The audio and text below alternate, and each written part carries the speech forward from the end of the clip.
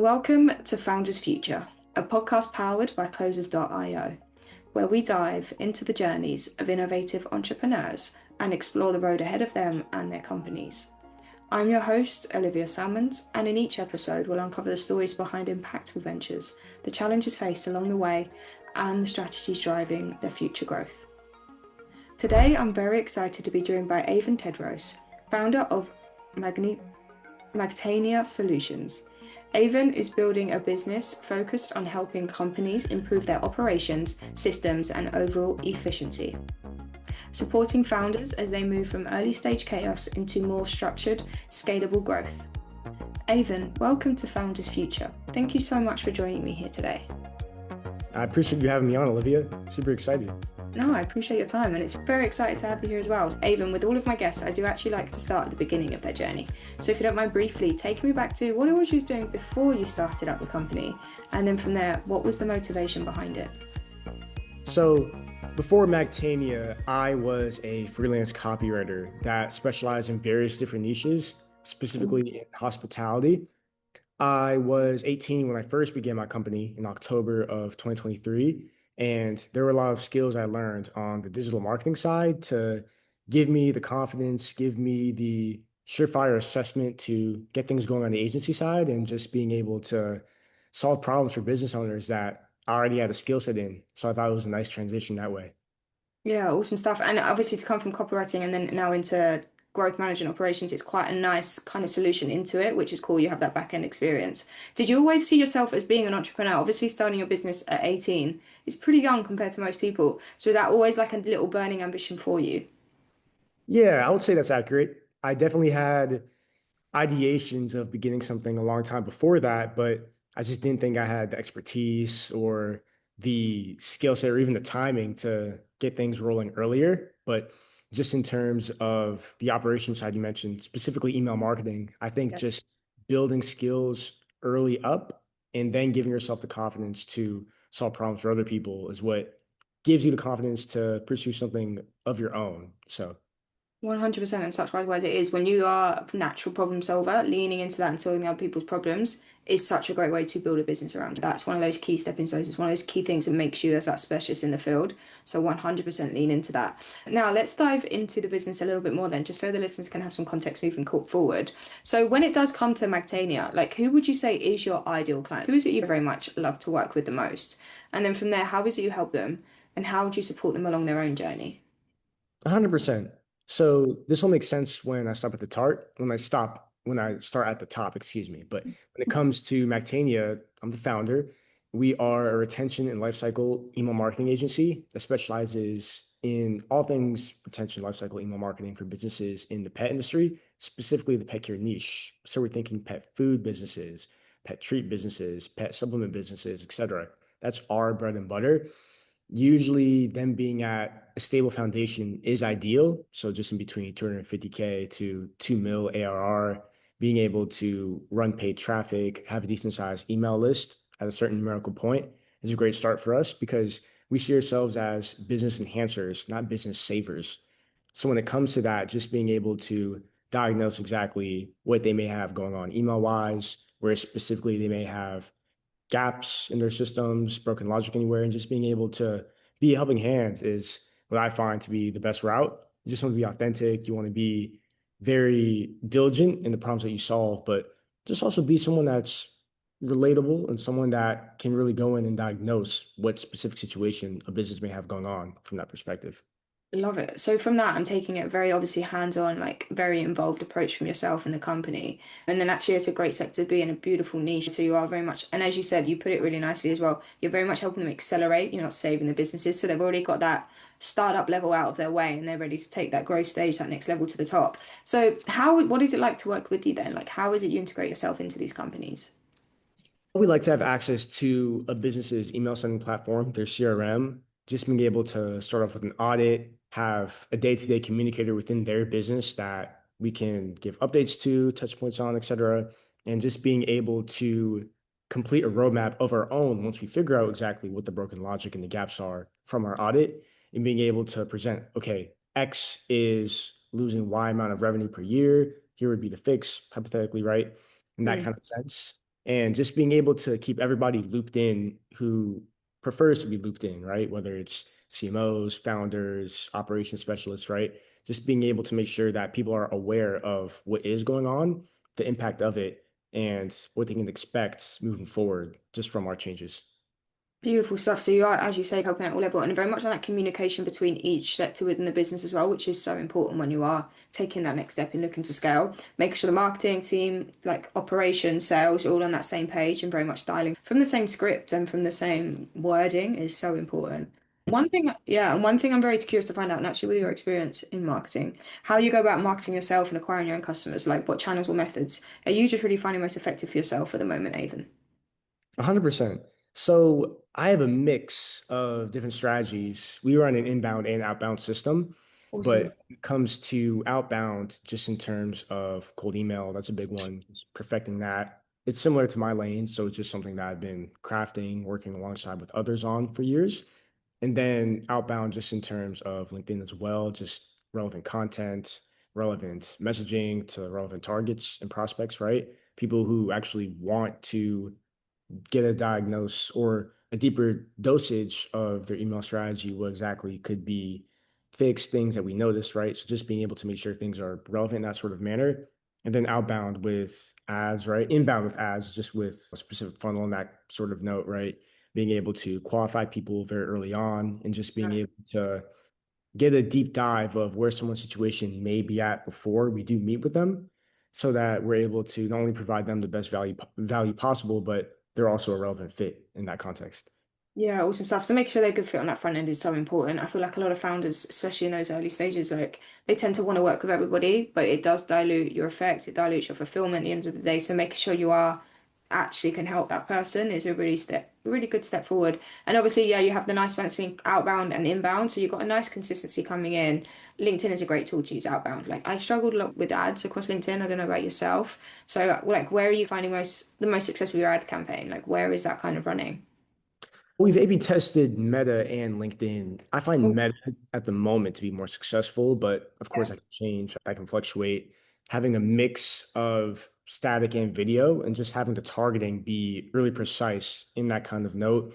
I understand people mention, oh, you need a certain amount of marketing investment already saved up to invest in ads for yourself specifically. But if you're able to get the foundational boxes checked, the CAC won't be as high as some people fear it may be.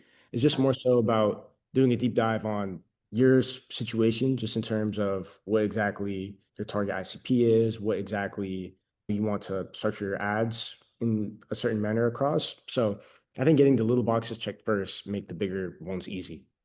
Yeah, I couldn't agree more. And I think Meta is a beautiful platform to do that. We run a lot of our ads across here, across Meta, and they do work very well, especially as the same with using static content or using videos. I feel like long form is very much having its day as well. So maybe even exploring like YouTube coming back into play. We're Right. talking about trust at the moment, so that's just a great way to do is like hopefully after a extended amount of time listening to your voice, it's a great way to get people on board. And Avon, do you have a team at all that are helping out on the back end of things, or are you pretty much running the whole show yourself, wearing all the hats as a founder? I do have a team now. I was wearing a lot of hats for a long time, but we're growing our team just in terms of account executives, junior copywriters, designers, just being able to grow our team among other positions in a certain direction because as a founder, you don't want to be the bottleneck of your own business and you don't want to constrain yourself or limit yourself just in terms of the people you can help or the workload that you could take on. So I think that's a very important thing that we do here at Magtania. It's something I'm still working on, of course, and growing, but love the direction we're going in that regard. But yeah, Love it. So you filled out the fulfillment side of things, so you got some AMs on board, and it's nice that you are obviously finding people that align with your mission as well and your values. That's one of the struggles as a founder is just bringing on those right kind of people within the business as well as the clients that you're working with, making sure that alignment is there for yourself is very important. What's your kind of job at the moment or role within the company? Do you handle like the sales and marketing side of things? Is that where your strengths lie best? yeah, the highest ROI tasks right now are on the sales and marketing side. So Right. sales, of course, is a big one. Content's a big one. Being able to grow and manage a team is a big one, among other tasks. Just being able to always adapt and be fluid because you don't want to always be doing the same things for too long, even when it comes to maybe new projects you take on or just in terms of how you run the show for your business. You don't want things to be stale. And you definitely want to be an example for your team as well, just in terms of how you set the stage, how things are structured and organized. So I think that's really important too, but that's the direction we're going in. Love it. So having that structure in place before you go, especially as you say, how you work with your clients, but making sure that you've got it for yourself and then taking it forward from there is a really cool aspect. And I suppose, what are your visions or ambitions for the company moving forward when you think of maybe the next like 6 to 12 months? Like, what are the goals or the targets you're working hard to achieve at the moment? We definitely want to double business across all points when it comes to clientele, when it comes to team, when it comes to gross revenue, right?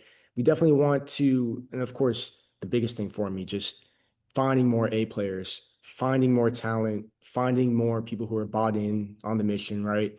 For us being in the pet industry, specifically the pet care niche, there's a lot you'd have to understand about that industry to have success in it, just in terms of what resonates with customers of the pet care businesses we work with, and a lot of other things on that note that we would want someone to digest and just be someone who gets it early on.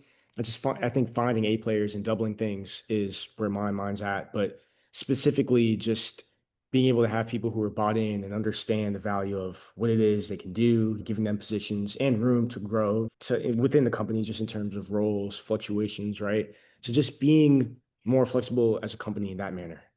Yeah, I love that. And as you said, that's one of the biggest challenges for founders is just making sure you have those right people on board and you keep growing with those right people. So very much easy said than done task. And where are you probably finding the biggest challenge for yourself in achieving that or even within the current business itself?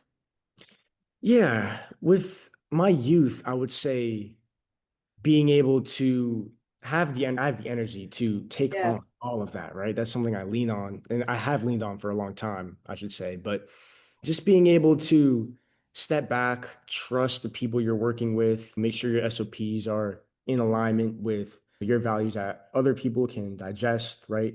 Ask questions, giving them the flexibility to ask things, improve upon what I've created. I think just getting out of my own way when it comes to finding talent, finding A players, just being the one who lets experts be experts in the simplest term, and just being able to trust them, give them room to operate in the way that we know they can without being a bother in that sort of sense.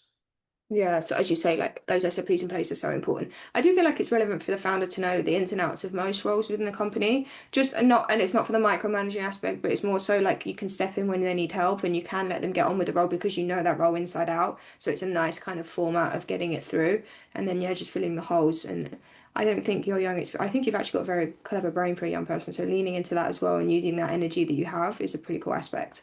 And I do have one final question to ask you, Aven, before we log out. So. If you could go back in time to a younger self and you could only leave yourself with one piece of advice moving forward, something you know now, but that you didn't know back then, what would you say to yourself? It's a great question, Olivia. I would say I would say take shots and be confident in yourself from a very early on age and perspective, because I think that was the one thing that stopped me from having success earlier and taking any sort of shots earlier. I just didn't think I was skilled enough. I didn't think I had the information. I was scared to fail and look, maybe create embarrassment upon myself. But that's a norm as you grow, as you meet people who are also successful. That's something that most people have been through anyway. So why shy away from it when you're young or use that as an excuse to not begin? I think just caring about what people think in that regard can do a lot on a person if they let it. And just being able to say, you know what, I trust myself, I trust my skill set, I'm willing to learn, I'm willing to fail, right? I can take the licks now and I can get punched in the stomach now, but as long as I take those losses and turn them into wins, just in terms of the lessons I learned from them, I won't repeat the same mistakes twice and I'll be able to grow in that manner. So I just wish I instilled more of that into my younger self. Awesome stuff. And I'd say I think you're halfway there already. Avon, thank you so much for joining me today and for sharing your incredible journey and insight with us. Where can our listeners reach out best to work with you or connect with you if they would like to do 100%. You can go to my LinkedIn page. It's my name, Aven Tedros, Aventedros. I'm very active on there. I post content on there. Anything that's relevant for people in my ICP will always be there. And just being able to connect on Twitter as well. Tedros Copyrights, that's also a great place.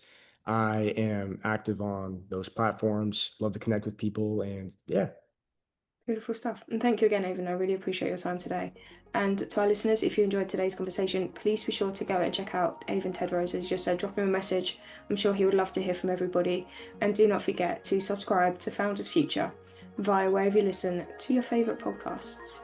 And if you are a business owner, specifically a coach, consultant, or agency owner, and you're really looking to scale your business and you want to enhance your sales and marketing efforts, visit closers.io to hop on a call with one of our team and discover how we went from 0 to $30 million per year in less than 3 years. But until then, keep on climbing and we'll see you on the next one.